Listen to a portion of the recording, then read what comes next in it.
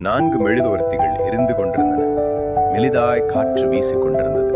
காற்றை கண்டதும் அமைதி என்ற முதல் மெழுகுவர்த்தி, ஐயோ காற்று வீசுகின்றது, நான் அணைந்து விடுவேன் என்று பலவீனமாக சொன்னது.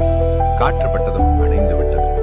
அன்பு என்ற அடுத்த மெழுகுவர்த்தியும் காற்றை எதிர்க்க முடியாது என்று அணைந்து விட்டது. அறிவு என்ற 3வது மெழுகுவர்த்தியும் காற்றை எதிர்க்க முடியாமல் அணைந்தது.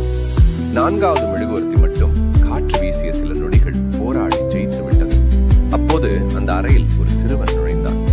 அடடா, 3 மெழுகுவர்த்திகளும் அணைந்து விட்டது என்று கவலையுடன் சொன்னான். அதற்கு எரிந்து கொண்டிருந்த 4வது மெழுகுவர்த்தி சொன்னது, கவலைப்படாதே, நான் இருக்கின்றேன், என்னை வைத்து மற்ற 3ஐயும் பற்ற வைத்துக் கொள் என்றது. சிறுவன் உடனே 4வது மெழுகுவர்த்தியை பார்த்து, உன் பெயர் என்ன என்று கேட்டான். நம்பிக்கை என்றது அந்த மெழுகுவர்த்தி. நாம் எப்போதும் வாழ்வில் நம்பிக்கையை மட்டும் இழக்கக்கூடாது. 4 மெழுகுவர்த்திகள்